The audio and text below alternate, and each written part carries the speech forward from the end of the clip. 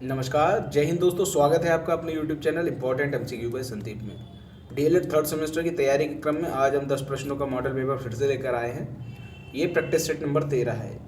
इससे पहले हम 12 प्रैक्टिस सेट अपलोड कर चुके हैं। अगर आपने वो नहीं देखे तो नीचे डिस्क्रिप्शन में लिंक मिल जाएगा, आप वहाँ से जाकर उसको देख सकते हैं। तो चलिए शुरू करते हैं आज का वीडियो। सबसे पहले आप मेरे क्वेश्चन के जवाब दीजिए।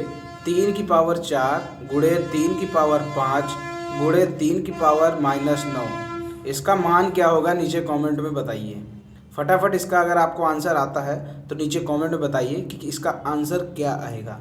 बहुत ही आसान सा क्वेश्चन है, तो आप अगर इसको सॉल्व कर पा रहे हैं तो आप समझिए कि आपकी तैयारी ठीक ठाक चल रही है। अगर आप इसको भी सॉल्व नहीं कर पा रहे हैं तो इसका मतलब आपको काफ़ी ज़्यादा मेहनत करने की ज़रूरत है। आंसर आता है तो नीचे कमेंट में ज़रूर बताइए। यहाँ पर जो पहला क्वेश्चन है 6xy इंटू 2/3x² का मान ज्ञात करो यदि x इक्वल टू 1 और y इक्वल टू 2। तो यहाँ पर जहाँ पर x की वैल्यू रखी है वहाँ पर 1 रख दो, और जहाँ पर y की वैल्यू है वहाँ पर 2 रख दो। आप इसको सॉल्व कर दो। जैसे 6x की वैल्यू कितनी है 1, तो 1 x की जगह रख दें, y की जगह 2 रख दें, मल्टीप्लाई 2/3 x की वैल्यू है 1 इंटू 1²। तो 6 2 जा 12, 12 2 जा 24, 24/3, तो ये आंसर आपका आ जाएगा 8। तो यहाँ पर इस पूरे की वैल्यू कितनी आ गई? 8। क्लियर है? चलो नेक्स्ट क्वेश्चन देखते हैं। एक वर्गाकार खेत की भुजा 3x + y मीटर लंबी है, खेत का क्षेत्रफल ज्ञात करो। अब ये वर्गाकार है, और वर्गाकार खेत का क्षेत्रफल क्या होता है? भुजा का स्क्वायर। तो जो भुजा आपकी दे रखी है 3x + y, इसी का आप क्या कर दो? स्क्वायर कर दो, आंसर आ जाएगा 3x + y। इसका स्क्वायर कर दो। यहाँ पे लिखेंगे वर्गाकार खेत का क्षेत्रफल बराबर 3x + y का होल। अब इसको सॉल्व करो, a + b के हिसाब से सॉल्व कर दो। a² यानी 3 का स्क्वायर करेंगे 9 और x², इसको करेंगे b² यानी y का स्क्वायर, और 2ab यानी 2 का इन दोनों में मल्टीप्लाई कर 2 3 जा 6xy। यहाँ पर आपको a + b का होल स्क्वायर वाला फार्मूला लगाना है, और ये होता है a² + b² + 2ab।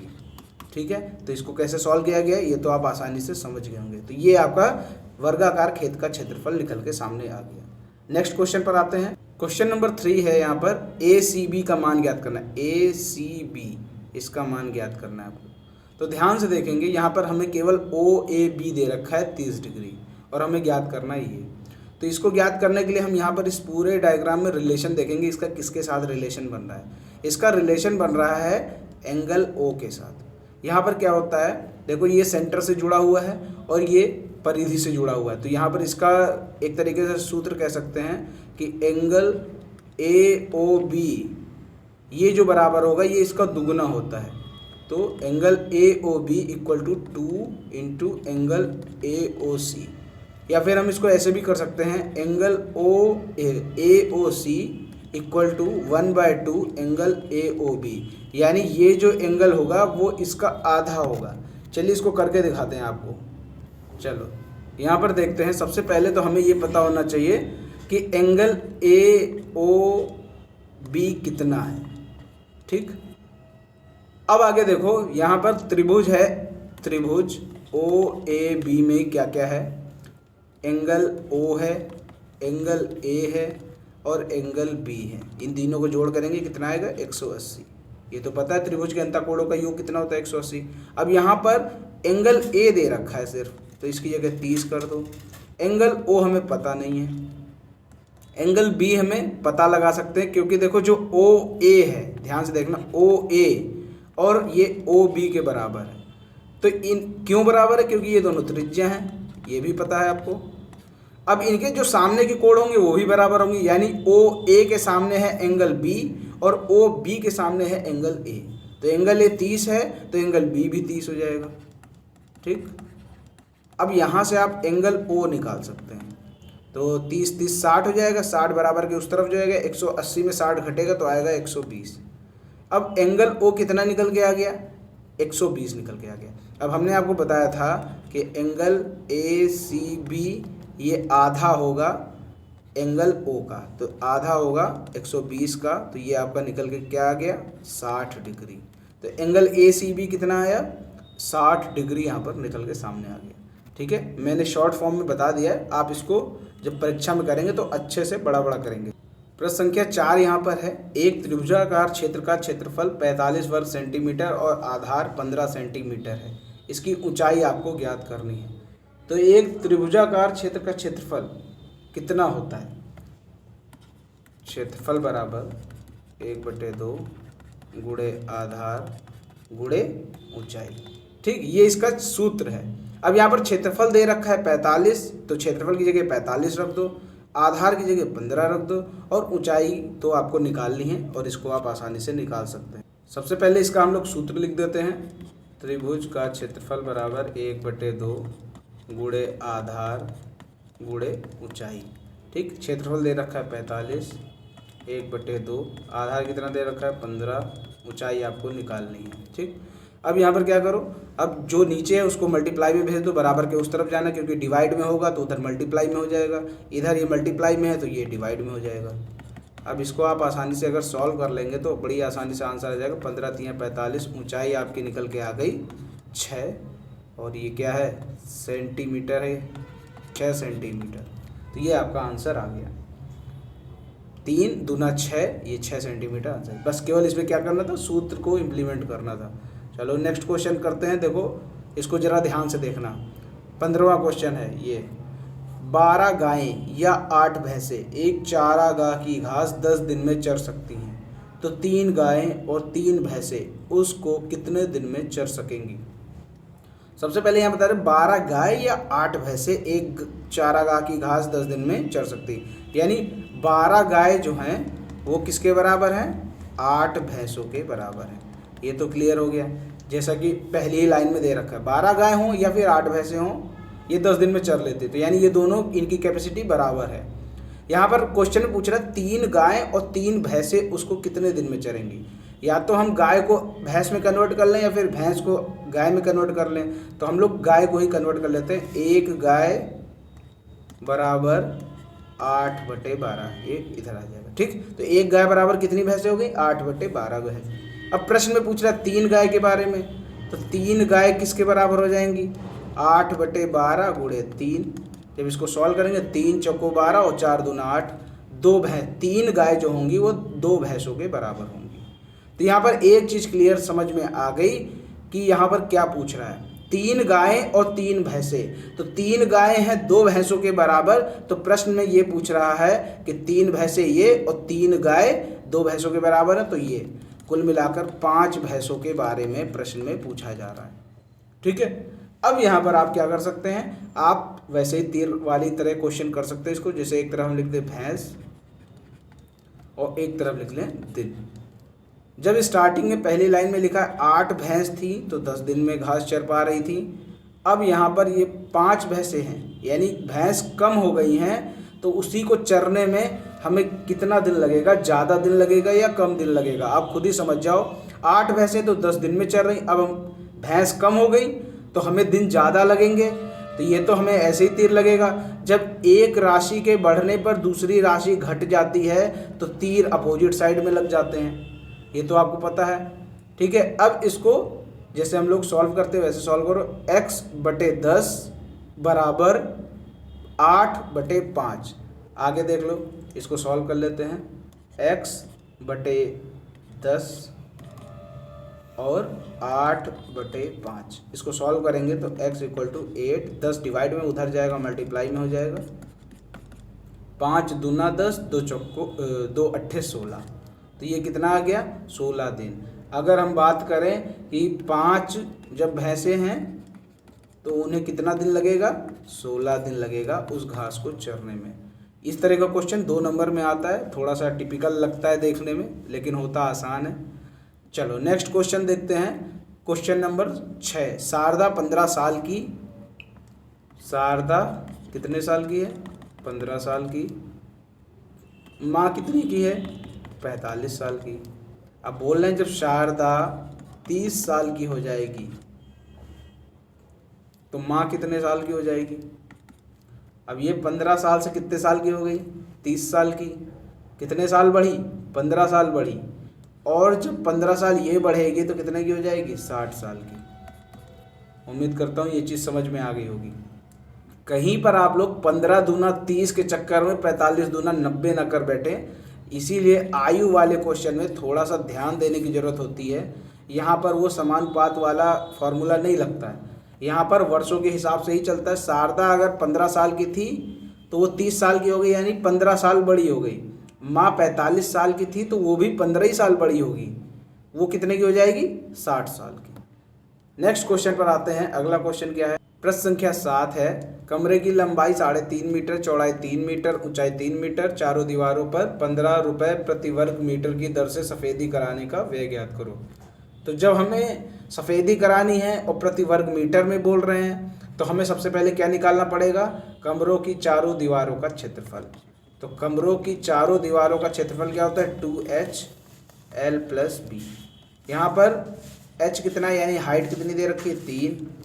L कितना है? 3.5। और b यानी चौड़ाई कितनी है? 3। अब इसको सॉल्व कर लो। 2 तियाँ 6 और ये 6.5, 3 3 6, 6.5। अब आप इसको सॉल्व कर लेंगे तो ये कितना आ जाएगा? 6 पंचे 30, 6 रंग 36, 3 39। तो ये आ गया 39 वर्ग मीटर। ये इसका क्या हो गया? ये क्षेत्रफल हो गया। अब व्यय देख लो। व्यय कह रहे हैं 15 रुपये प्रति वर्ग मीटर है।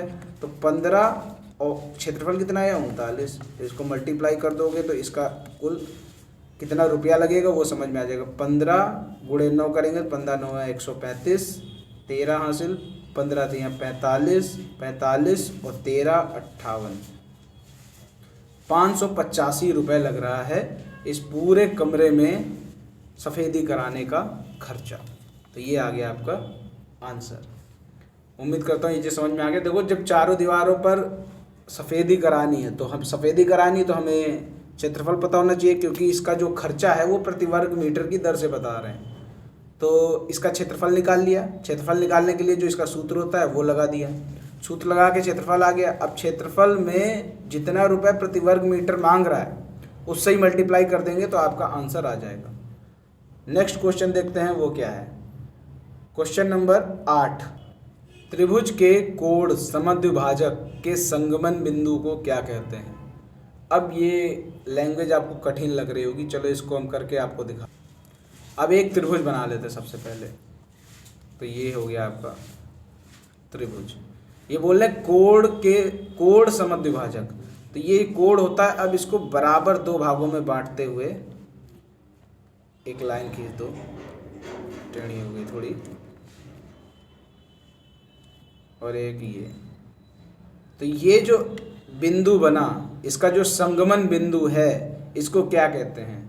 इसको क्या कहते हैं ये आपको बताना है। तो इसको कहेंगे त्रिभुज का अंतः केंद्र।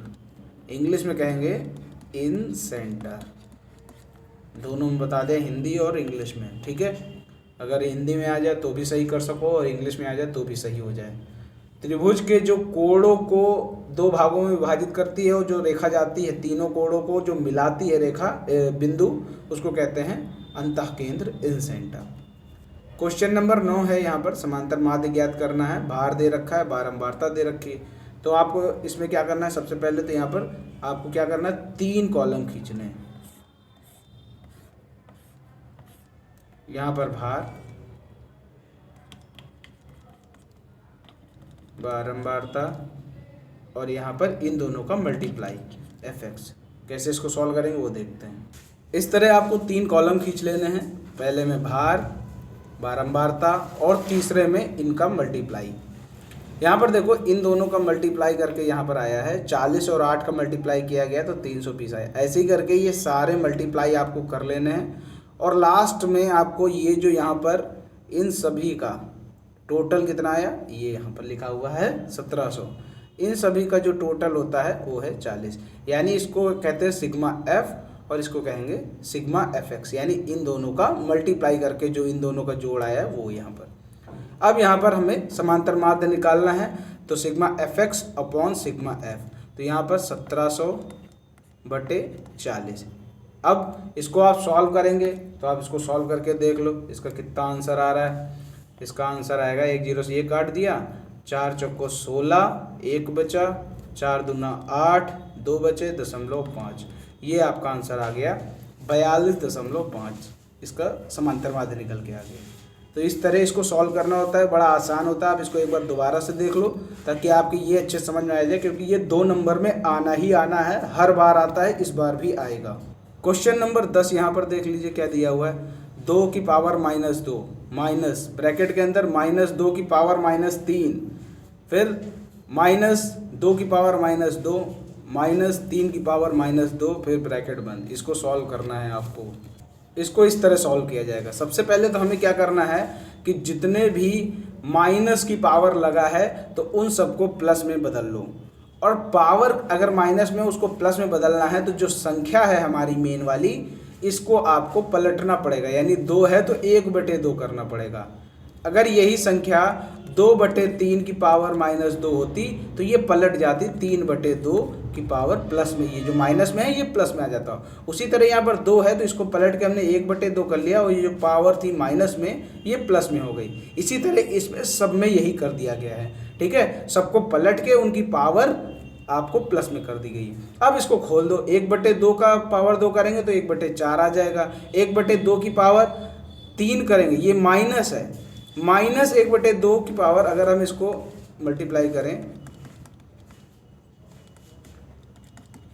ये 2, ये तो आ गया है 2 2 2 यानी 8 आ जाएगा, और माइनस माइनस प्लस हो जाएगा, और प्लस माइनस फिर से माइनस हो जाएगा। यानी -1/2 का अगर हम होल क्यूब करें तो ये कितना आएगा, माइनस का ही आएगा, 1/8। इसी तरह सबको आपने खोल लिया। अब इसको बाद क्या करना है, इसमें जो भी है उसको नीचे देख लो, लासा एक ब्रैकेट के अंदर इसको लासा ले लो। 8 4 9 का लासा ले लिया। 8 4 9 का लासा लेने के बाद क्या करेंगे, यहाँ पर देख लो कितना आता है, 8 9 72, तो यहाँ पर माइनस का 9 लिख दिया। 4 18 चौको 72 होता है तो 18 एकम 18 ऊपर लिख दिया। यहाँ पर देखो 9 है, 9 8 72 तो 8 एकम 8। अब इसको क्या करेंगे, इसको आप सबको सॉल्व कर लो। -9 -18 +8, इसको जब 9 और 18 इन दोनों को जोड़ेंगे तो आएगा 27 माइनस का, उसमें से 8 घटाएंगे तो बचेगा 19। माइनस का चिन्ह लगेगा क्योंकि 27 बड़ा है। अब यहाँ पर 1/4 ब्रैकेट खोल दो, माइनस, और ये क्या है आपका, ब्रैकेट लगा दो इसको, माइनस का 19/72। अब जब ये माइनस बाहर है ब्रैकेट के, अंदर भी माइनस हो तो ये मल्टीप्लाई हो जाएंगे, माइनस माइनस हो जाएगा प्लस, 1/4 + 19/72। इसके बाद आपको क्या करना है, इन दोनों का लासा लेके सॉल्व कर लेना है। 18 + 19 = 37/72। ये इसका आंसर आ जाएगा। इस तरह आपने पूरे 10 क्वेश्चन सॉल्व कर लिए हैं। अब शुरू में जो मैंने आपसे क्वेश्चन पूछा था, अगर उसका उत्तर नहीं दिया है तो आप अभी भी उसका उत्तर दे सकते हैं। क्वेश्चन था 3 की पावर 4 × 3 की पावर 5 × 3 की पावर 9। इसका आंसर क्या आएगा नीचे कमेंट में बता दीजिए। ठीक है, चलो, वीडियो पसंद आए तो वीडियो को लाइक करें, शेयर करें, और चैनल को सब्सक्राइब नहीं किया तो चैनल को सब्सक्राइब करके घंटे का निशान जरूर दबा लें ताकि ऐसे ही वीडियो का नोटिफिकेशन आपको मिलता रहे। मिलता है अगले वीडियो में, तब तक के लिए जय हिंद, जय भारत।